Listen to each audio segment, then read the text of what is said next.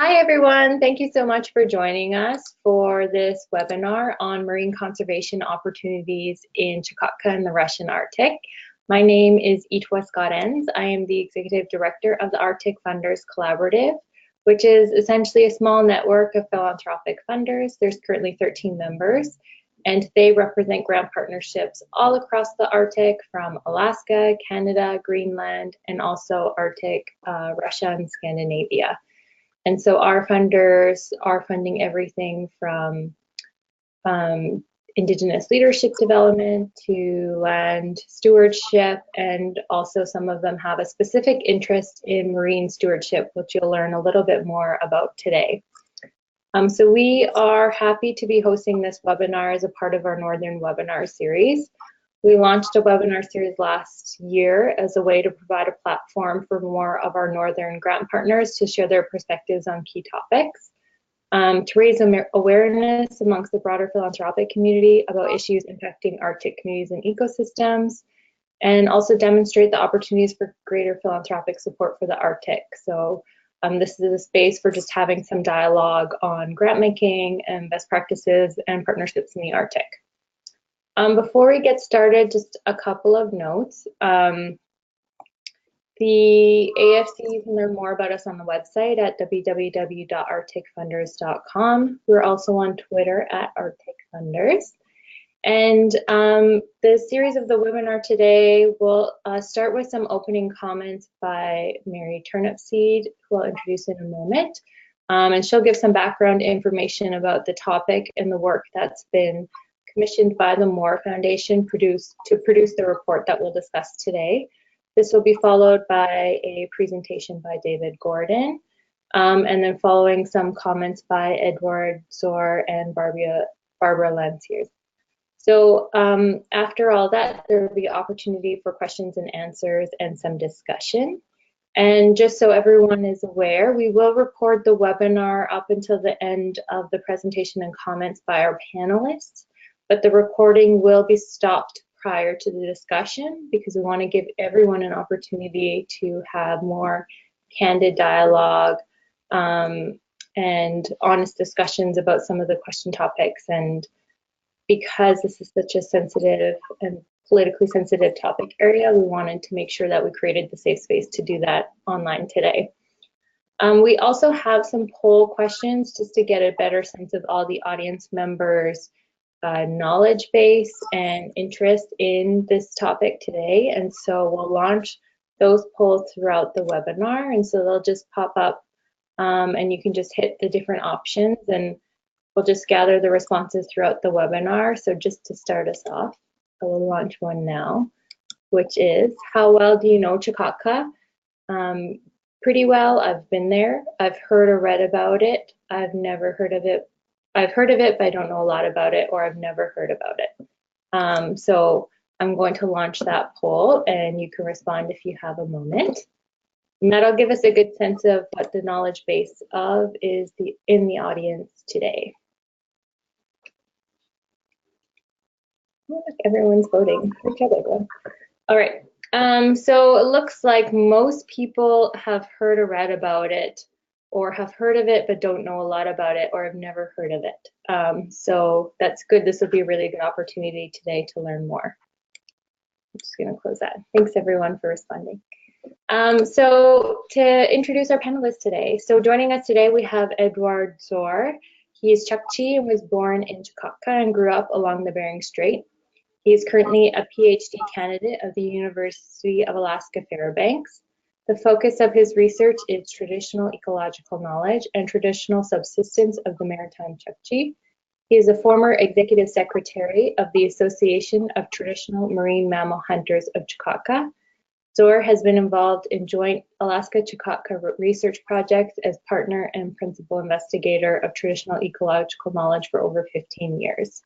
Zdor received the David M. Hopkins Award, which recognizes his commitment to his people. Eduard, do you want to give them a quick wave? Thanks, Eduard, for joining us. And also joining us today is David Gordon, who is an independent consultant with a background in strategic philanthropy and environmental grant making to support international environmental organizations. Having learned Russia and studied Russian history, he spent 2 decades at Pacific Environment, fostering environmental indigenous initiatives throughout Siberia and the Russian Far East. David co-founded and facilitated the Sosnovka Coalition, a leading network of environmental activists in Siberia and the Russian Far East. He became executive director of Pacific Environment and building its intermediary functions to support environment and indigenous leaders in Russia, China, and Alaska. He's worked as a senior program officer at Margaret A. Cargill Foundation, as executive director of the Goldman Environmental Prize, and is a member of the advisory board at Trust for Mutual Understanding. Thanks, David. And then we also have Mary Turnipseed. So Mary Turnipseed is a program officer in the Marine Conservation Initiative of the Gordon and Betty Moore Foundation, where she makes grants to protect the health and resilience of the US and Canadian Arctic oceans and the communities that depend on them. Hi, Mary, thanks for joining us. And then last but not least, we have Barbara Lanciers. You're gonna have to tell me if I'm saying your last name wrong, Barbara. Is the director for Trust for Mutual Understanding, a private American foundation that funds professional exchanges in the arts and environment conducted in partnership with institutions and individuals in the Central, East, and Southeast Europe, the Baltic states, the Caucasus, Central Asia, Mongolia, and Russia. Barbara has been at TMU for 9 years and has served as the foundation's director for the past 5. In addition to TMU, Barbara is an active theater director and performer. She has a Fulbright Scholar with the Hungarian Theater Museum and Institute and has written independent articles on American performance for Színház Hungarian Theater magazine and Didaskalia Polish Theater magazine. Hi, Barbara. Thanks for joining us. All right, so to start us off, Mary Turnipseed is going to share some opening comments before David's presentation, just to give us all a bit more background information on the work that we'll be discussing today. Yeah, thanks Etwa so much to the AFC for hosting this webinar. I'm really delighted to be sharing this work that David did for us with a broader audience, and to make this this webinar available online too, so that it can reach even more people in the coming days and year. So we commissioned, I'll say a couple words about the Marine Conservation Initiative and then tell you why we commissioned this work. The Marine Conservation Initiative at Moore it aims to protect the health and resilience of US and Canadian oceans. And you could maybe ask, so why commission a study that looks at the opportunities, the challenges, and the risks to supporting marine conservation on the Russian side of the Bering and Chukchi seas? Well, the answer is, if anybody's looked at a globe recently, as you can see how close Russia is, and the Russian side of those seas and coastlines fall to the US side of the Bering and Chukchi and to the coast there. And that is not just like a geographic proximity issue, it's also ecological. The Russian side of these ocean, of the Arctic Ocean and these seas is inextricable from the US side. So what does that mean for us? It means that any investments that we make to protect the health and resilience of the US Bering and Chukchi seas will be impacted by what's happening, by actions and policies on the Russian side of these seas. And so we asked David to look at what the opportunities, the challenges, and the risks to engaging on that side of the Bering and Chukchi would be for us. You know, and the only other thing I want to say is that the concern about increased shipping, about potential oil and gas development on the Russian side of these seas, potential fisheries expansion, is not just abstract. And just one small example, colleagues on the US side of the Bering Strait are observing more and more oiled wildlife showing up on their shores, and are concerned that these animals, seals, are picking up oil contamination from the Russian side of the Bering. So that's just one example of how these concerns are increasingly concrete. And anyway, David did an incredible report. Eduard helped make that report just as like accurate and as grounded as possible. And together, I think they bring a real expertise, of course, to this topic and have a lot to share today. So that's it from us. Thanks so much, Mary. So with that, we'll pass the controls over to David, and he has a presentation that we're going to share. So while we do that, I'm just going to launch the next poll, which is a question about what you're interested in hearing more about. So ecological connections between Chukotka and Alaska, indigenous connections between Chukotka and Alaska, marine conservation threats in Russia, US-Russian agreements to protect the environment, or all of the above. So I'll launch that poll right now. So feel free to send in your answers and we'll get David set up to share his presentation.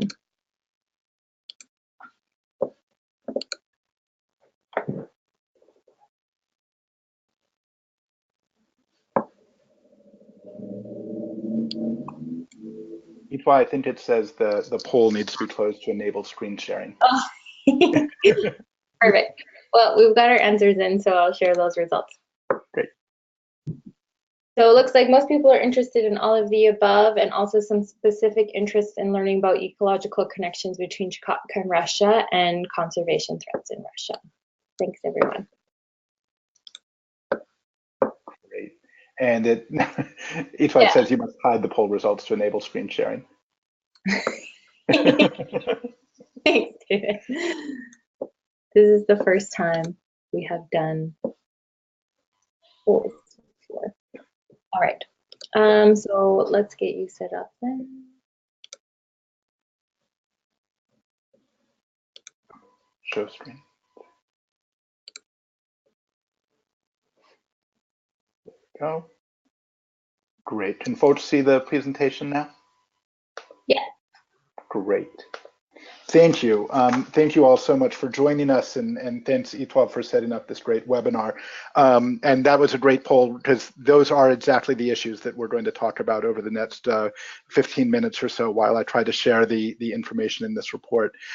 Mary asked me to do the scoping report to help introduce the Moore Foundation to Chukotka, to educate them about the region, which in some ways is almost a mirror, and ecologically almost a mirror image of Alaska across the Bering Strait in the Russian Far East, and to help explore opportunities for marine conservation in Russia that can help protect Alaska's Bering and Chukchi seas.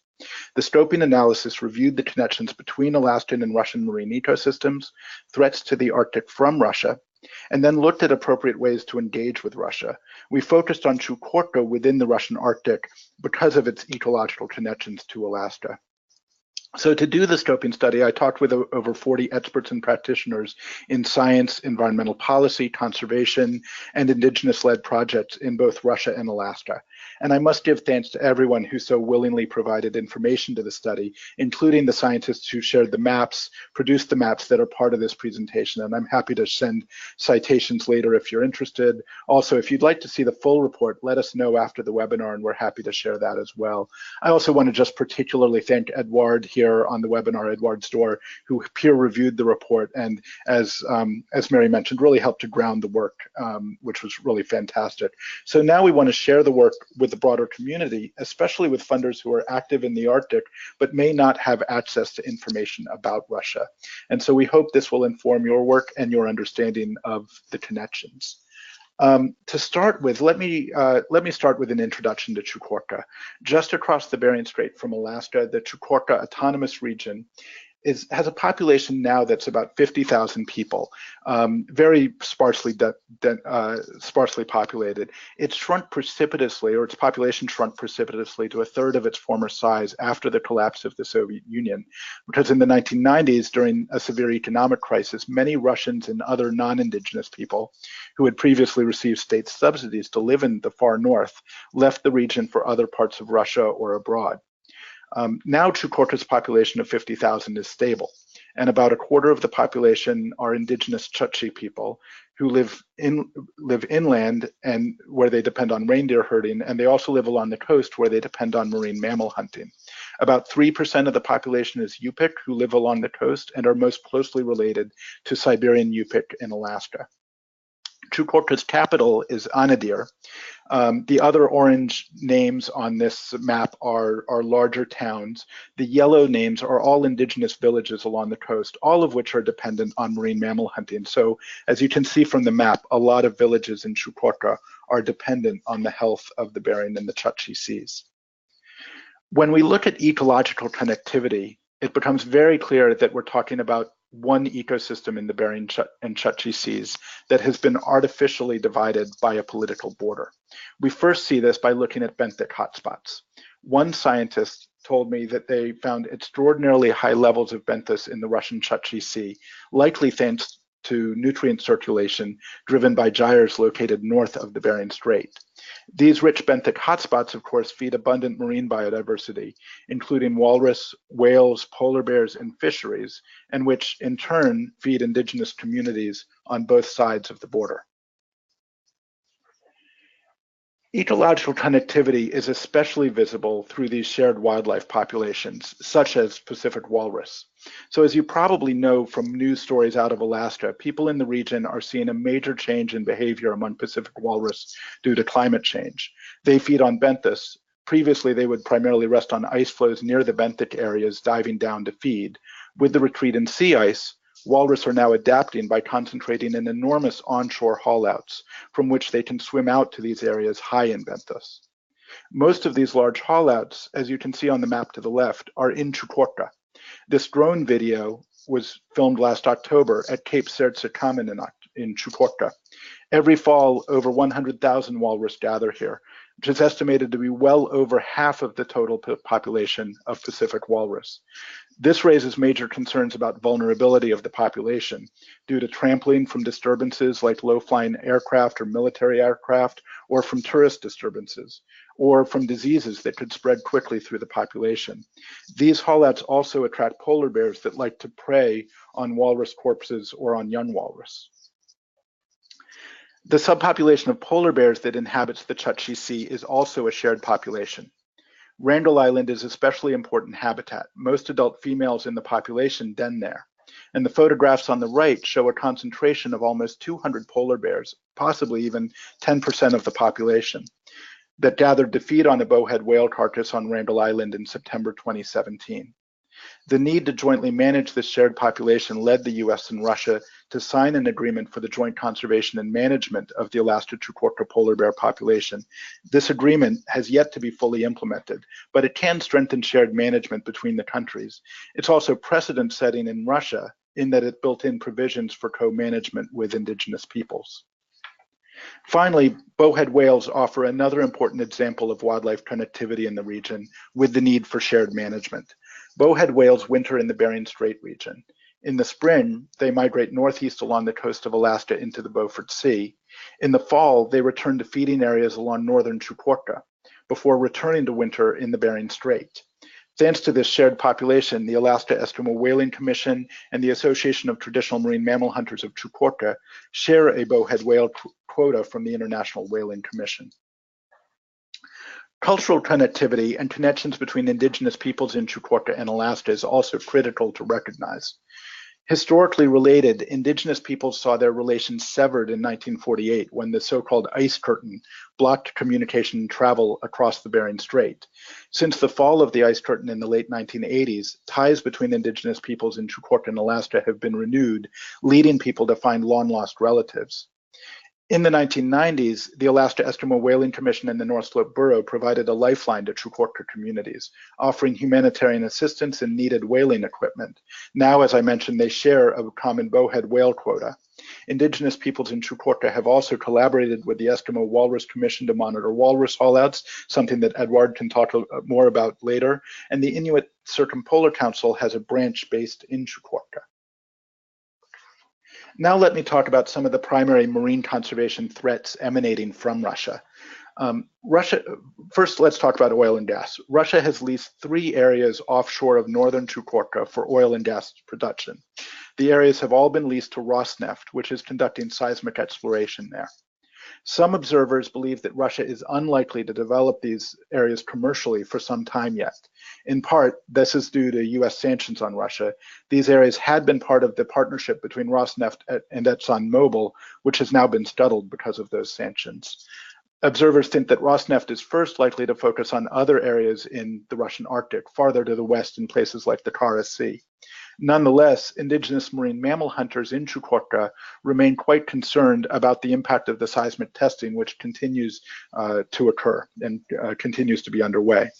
The image on the right shows recently published modeling of the probability of oil spill dispersion from proposed oil drilling sites on the Russian and Alaskan sides of the Chukchi. And this shows, of course, that large spills are likely to have transboundary impacts.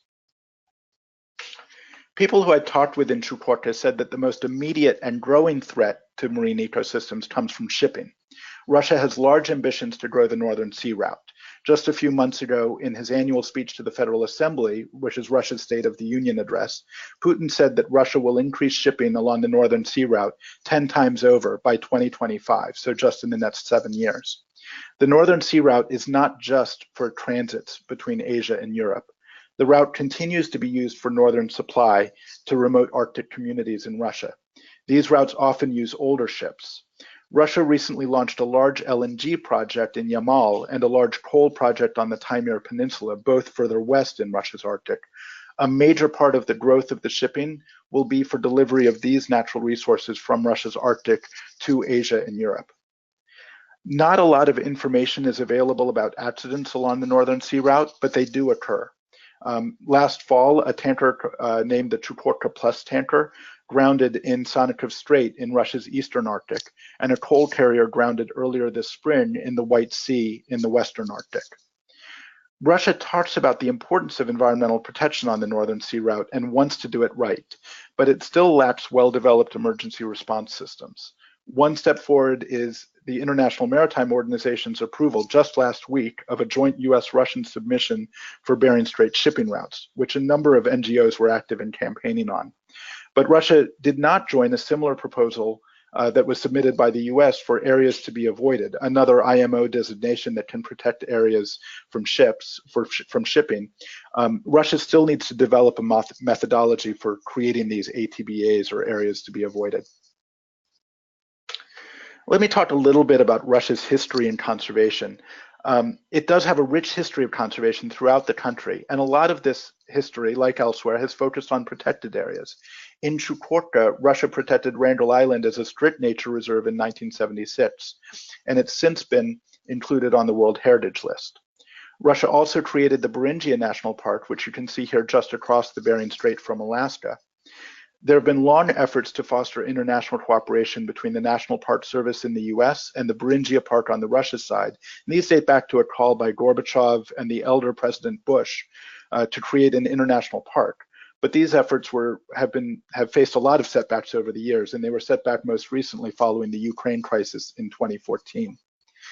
Except for a 12-mile zone around Randall Island, Chukotka does not have marine protected areas.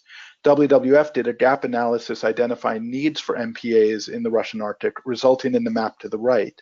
They identified several needs in the Bering Strait region, and they've worked with Beringia National Park to submit a proposal to the government to include marine areas and protect them from industrial development. However, indigenous hunters in the area have expressed concerns because they're worried about potential impact of the MPAs to their subsistence hunting. I also want to note there have been some effective and notable species protection programs at times, such as the Haul Out Keepers project of the Association of Traditional Marine Mammal Hunters of Chukotka to monitor and protect walrus haulouts. There's also been a long history of bilateral environmental cooperation in the region, and this has been codified through agreements. A US-Russia environmental agreement, a US-Russia polar bear agreement, and even an agreement to combat oil spills in the Bering and Chukchi seas. Of these, the US-Russia Environmental Agreement is the most active and has become an umbrella for a large amount of collaborative research, especially on marine mammals. The agreement to combat oil spills is more of a paper agreement, although there is a need to increase direct collaboration between the US Coast Guard and their Russian counterparts. I also just want to note, Russia's active in international fora. You're probably all familiar with the Arctic Council, which is helpful for agreements on issues like search and rescue, oil spill response, and the new science agreement. Russia also is part of the Arctic Coast Guard Forum, which was created in 2015.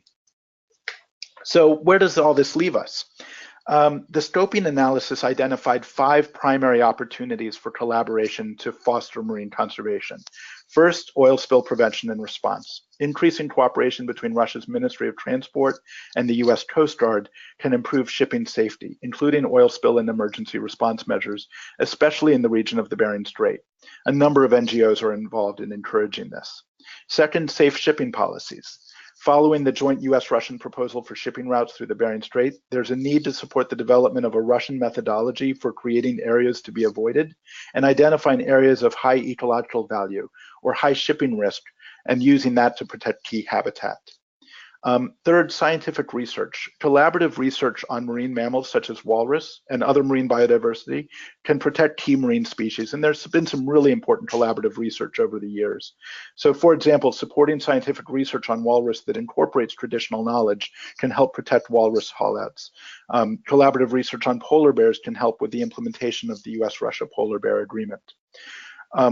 Marine protected areas. Strengthening collaboration between protected areas and indigenous communities in Chukotka can help ensure that proposed MPAs are effective in protecting key areas from shipping and oil and gas development while recognizing indigenous needs for subsistence. And then finally, people-to-people exchange. Supporting connections between Chukotkans and Alaskans, and especially between indigenous peoples, can sustain dialogue and collaboration on marine conservation that is arguably most resilient to political change. Now, I do want to talk a little bit about risk. Working in Russia entails risk. I don't think that's a surprise to anyone on this webinar. In analyzing the region, we identified 3 types of risk. First, political risk, by which we mean the risk that political relations between countries will get in the way of conservation. For example, Russia's invasion of Ukraine in 2014 and the US response got in the way of cooperation between the National Park Service and Russian colleagues associated with Beringia. Second, there's risk to partners in Russia. Russian civil society groups, and especially indigenous peoples groups, face charges of being foreign agents and are sometimes harassed and threatened. Finally, there is a small risk to foundations. A few well-known human rights funders were forced out of Russia due to their high profile and their advocacy efforts. We also see, though, several good ways to mitigate these risks. First, carefully select opportunities to choose those that, at least on the surface, align with Russian government interests. For example, safe shipping along the Northern Sea Route. Second, rely on bilateral and multilateral agreements. Using those as a reason to do this work can help ensure Russian government support. Third, support your grantees to engage with the government. If needed, utilize international organizations as intermediaries. And then finally, trust grantees and partners on the ground in Russia, allowing them to decide things like how to publicize the work. Let me end by saying the study concludes that targeted engagement with Russia is needed to protect marine conservation gains in the Alaskan and Bering and Chukchi seas. People in Chukotka and Russian government leaders share a stated goal of protecting the Arctic marine environment, even as shipping and other developments grow in the Arctic. They also share a desire to collaborate with Alaskans and others around the Arctic to achieve this goal. So I'll just end with this photo by Anatoly Kochnev, who's a dedicated marine mammal biologist in Chukotka. He's also the one to thank for the cover photo. And I particularly like this photo, which is called Two Icebreakers. Thank you for your attention, and I look forward to your questions. Thanks. Thanks so much, David. That was really interesting. Provide some really good background information on Russia that I think is missing in a lot of funder discussions. I just wanted to remind everyone that this webinar is being recorded up until the end of Barbara's comments, and then for the Q&A, we'll stop the recording. So that recording will be made available online in the days to come. And David has also agreed to share his presentation slides, so that will be circulated by email to all of the participants in a few days. The other thing I wanted to mention is that you all are welcome to send in your questions at any time. You don't have to wait until the Q&A point. So there is a question box in the control panel that you can send in your questions through at any point, and we'll try our best to address all of the questions, as many as we can. So we're going to pass over now to Eduard, who's going to provide some of his perspective and knowledge on the topic. So thanks so much, Eduard, for joining us today. Thanks, Ita, and thanks to David for your incredible work, looking on the opportunity for Chukotka to be with the whole world.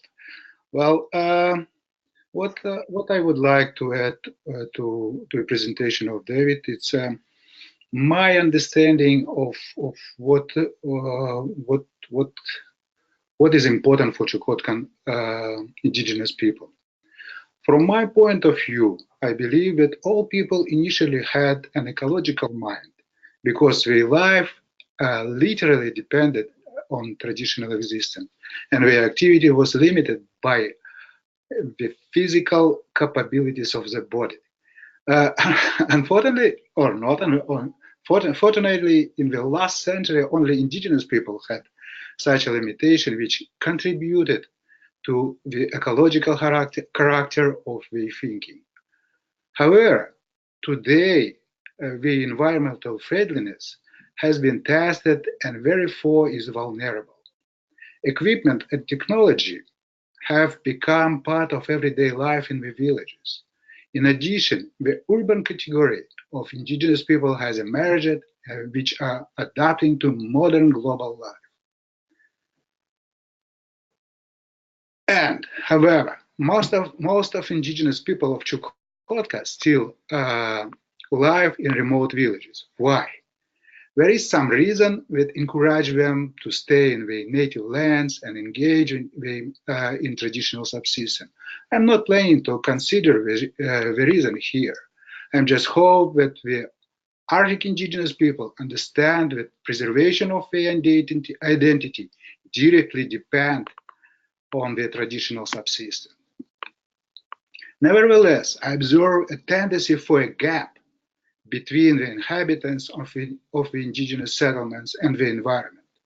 Of course, hunters, other indigenous people still need to be careful to save their life when they are going to the sea, to the tundra, but in fact, high technologies significantly facilitate the traditional subsistence.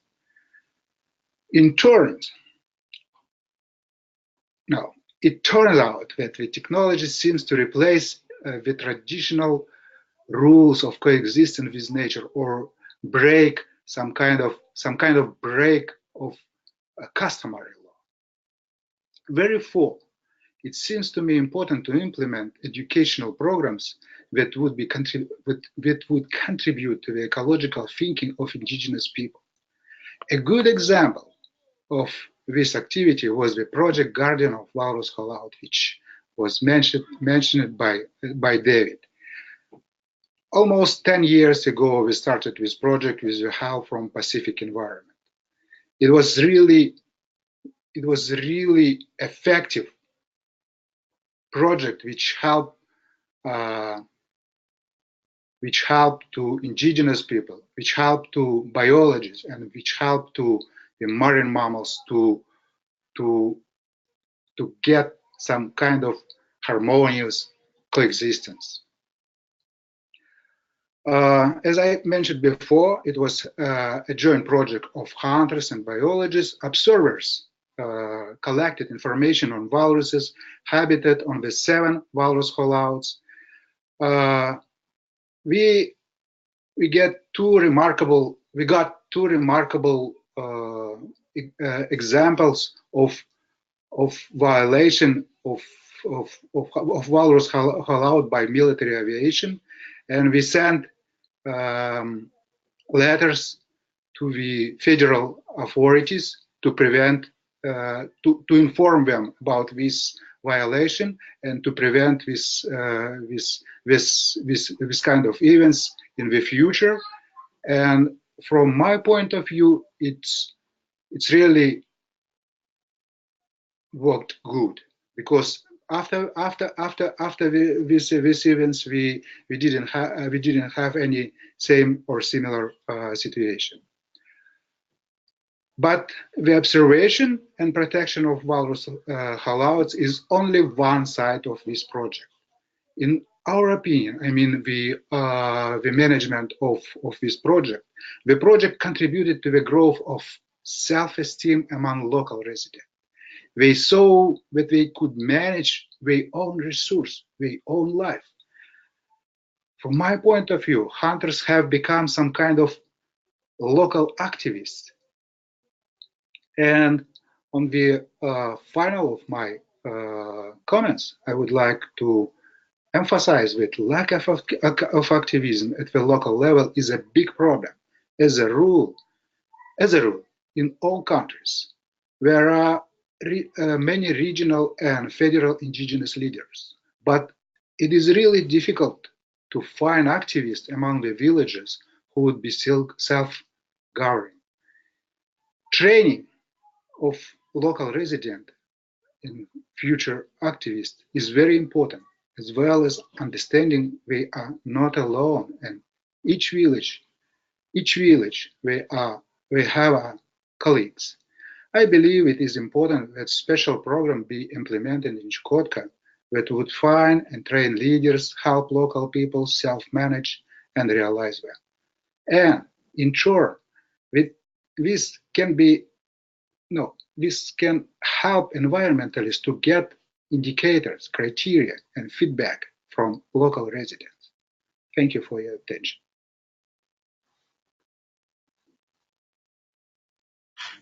Thanks so much, Eduard. Really powerful words. We also invited Barbara Lanciers to join us because the Trust for Mutual Understanding is also a member of the Arctic Funders Collaborative, who has been committed to funding in Russia for a very long time and is committed to continuing to fund in Russia. So we thought it might be helpful to also bring in the perspective of a funder who's been doing this work. And so Barbara's offered to share a few comments with us. Thank you for asking me to participate. I appreciate it. And I also want to just thank the Gordon and Betty Moore Foundation for commissioning this study, because I think it speaks to the Foundation's understanding of the interconnectedness of people and places and marine conservation. And I also just want to thank David and Eduard for your inspired work on this study. So thank you on behalf of the field for this. So just some quick background on the Trust for Mutual Understanding. We were established in 1984 by an anonymous member of the Rockefeller family to promote improved communication, closer cooperation, and greater respect between the people of the United States and the then Soviet Union at the time. And now here we are 34 years later, and our geographic scope has expanded a bit to include 30 countries, which encompass Central, East, and Southeast Europe, the Caucasus, the Baltic states, Central Asia, Mongolia, and Russia. So it's a pretty big geographic swath. And TMU's program supports international face-to-face contact and professional interaction. And we believe in supporting people and places in the long term. So we've actually supported multiple initiatives over the last several years related to marine conservation in the Russian Arctic. And I'm just going to go quickly down a list, just to give you an idea. So for example, we're supporting Chukotkan participation at the Inuit Circumpolar Council's General Assembly in Alaska in July this summer. Wildlife Conservation Society is currently in year 2 of a multi-year grant to build on conservation capacity among scientists and protected area managers in Chukotka and throughout the Russian Far East. We supported Pacific Environment to bring indigenous representatives from Chukotka to the IMO to advocate for a stronger indigenous voice on shipping regulations in the Arctic. And we've helped World Wildlife Fund bring industry and community leaders together to workshops in Moscow and Alaska to talk about shipping safety along the Northern Sea route.